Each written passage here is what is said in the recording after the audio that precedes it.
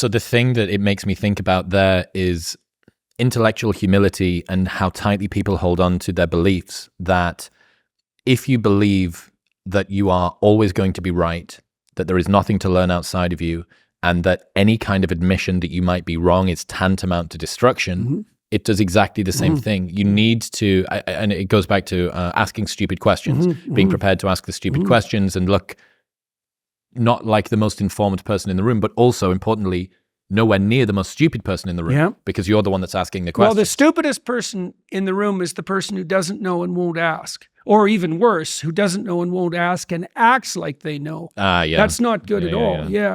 There's from your... See, that's part of that idea that you should love your enemy. So you might say, well, why should you do that? Well, your enemy is going to be your harshest critic. Now, it's possible that if you have a very good enemy, that he will show you flaws in your character that you didn't know were there. And so it's a very strange way of looking at the world, to think that you should welcome an attack. But this is right. I'm saying that with all due caution, let's say. The more vicious the attack, the more of your potential hidden flaws might be revealed. Have you found that to be true? Oh, definitely. But I've also found that attacks force you to contend with it, to see if it's there, right? To test it. I suppose the attacks that have come after me that have been most successful, they're almost always journalists.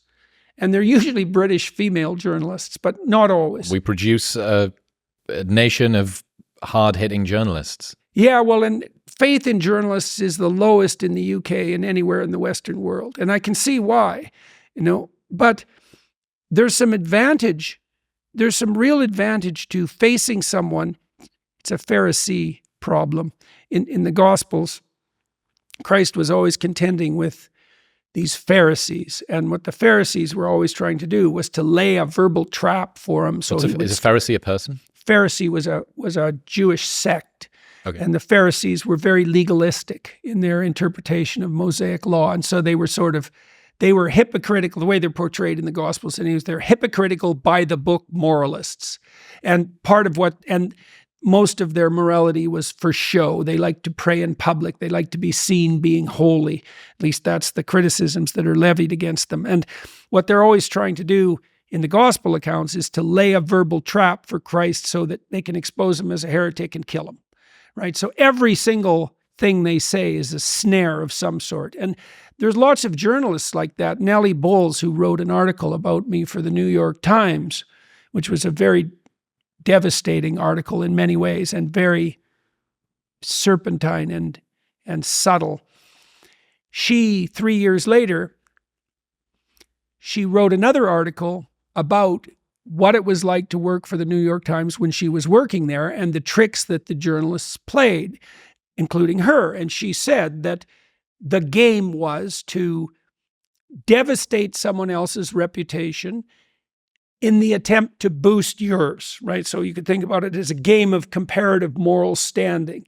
So the journalist's trick is to trick you into saying something that will end your career, essentially. Their social status stands on the shoulders of yours. Absolutely, absolutely. And so now the advantage to being in a situation like that is that you have to if you step extremely carefully, and you're fortunate, then you evade the traps, and then the interview tilts hard in your favor. Yeah. And so the interviews that have done me the most good in the long run were the 2 interviews that were most hostile. One by Channels 4, Griffin, Kathy Newman. Kathy Griffin.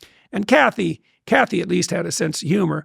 Another one by Helen Lewis, who had no sense of humor at all and doesn't seem to have learned anything at all in the interim. But I think that one has 80 million views now, twice as many as the Kathy Newman interview. Like, it just keeps racking up views. And it was because Helen Lewis, she has like 50 tricks or 100 tricks. Kathy had like 4, and they were pretty blunt. And she had a sense of humor about them. But Helen Lewis, she was just all tricks, and lots of them, and smart, and it's quite something to talk to someone who's quite smart and quite educated, but all tricks. And so, but how does it feel looking back on those two? They were a very formative time. It was kind of the inflection point, or one of the inflection points, I suppose, for yourself as well. Yeah. How does it feel looking back on that? I remember you said at the time it took you many days to recover from that kind of cantankerous sort of adversarial interview. Does that seem like a different lifetime, or is that still very much sort of with you? Well, I'm a lot healthier than I was then. So those sorts of things wouldn't have the same effect on me now as they did then. Because I was ill, it took me a long time to recover from, a serious bout. I mean, the first time I talked to Sam Harris, not that Sam played tricks, like I like Sam and we've had very productive conversations. I was so ill when the first time I talked to Sam that I could barely sit in my chair. Talking to Sam Harris makes you ill. That's the No, not at all. No. Sam and I have had very productive conversations. That was another good example, I suppose, of the utility of an adversarial conversation. Yeah. Sam comes to a conversation like that pretty well armed, but it's very helpful because it forces you to look in nooks and crannies that you might not have looked in, and to be crystal clear to the degree that that's possible about what you're actually saying. The idea of loving your enemy is something I've been playing with a little bit recently. There's been, I guess, my platform's getting to the level now where there's a reason for someone to have a bullseye pointed at least remotely in my direction. Yeah. Because there's no point in trying to take somebody down that's got nothing, that's got no status. Why would you invest the time? Right. The step that you're going to get in terms of your status standing on their shoulders is so small that no one can notice. Right, so it's a backhanded compliment. In some ways. Yeah. But you're right, man. Some of the criticisms that I've gotten, I was reminded by a friend recently about this, have been some of the best inflection points, very uncomfortable. And to see it as a gift, to think about that thing as a gift, it's like, I know that you weren't doing this to make me better. Yeah. I know that you weren't doing this to try and benefit me. And yet, yeah. In reflection, it's like alchemy. It's like how Rory Sutherland calls it alchemy, taking something that was bad. I had this reflection as well. We've learned, my family's learned, like when a public attack occurs, there's a massive opportunity nested in it. If you can reorient, it's like, okay, this is bad. This is vicious. This does not look good. And maybe it could take me out, take us out.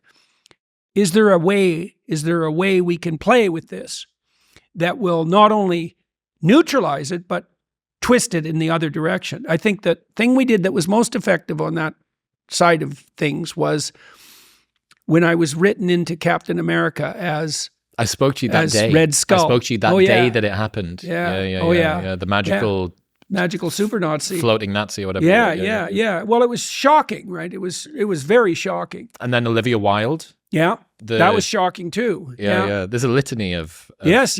Well, and it became increasingly preposterous. And the Olivia Wilde episode was that was so preposterous that it was almost immediately laughable. I think mercifully that film was so badly made, and I'm pretty sure that she'd cast her boyfriend as got rid of someone that was super competent and put somebody in that was pretty incompetent. And I think that kind of caused it to flub. But yeah, man, the enemy thing, I've ended up becoming really good friends with one of my harshest critics. It's so strange, and yet it makes complete sense afterward. We'll get back to talking to Jordan in 1 minute, but first I need to tell you about Maui Nui venison. Maui Nui venison is the most protein-dense and nutrient-dense red meat on the planet. Thank you. Plus, they're the only stress-free, 100% wild harvested meat available.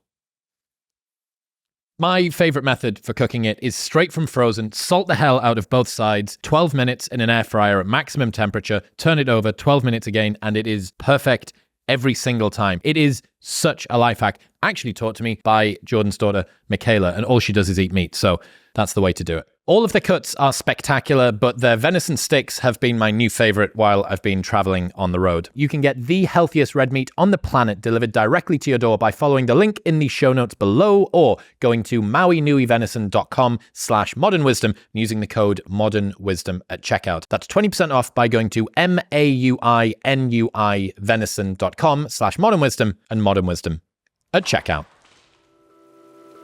Thank you very much for tuning in. If you enjoyed that clip with Jordan, you will love the over 3-hour-long podcast episode, which is available right here. Go on. Give it a tap.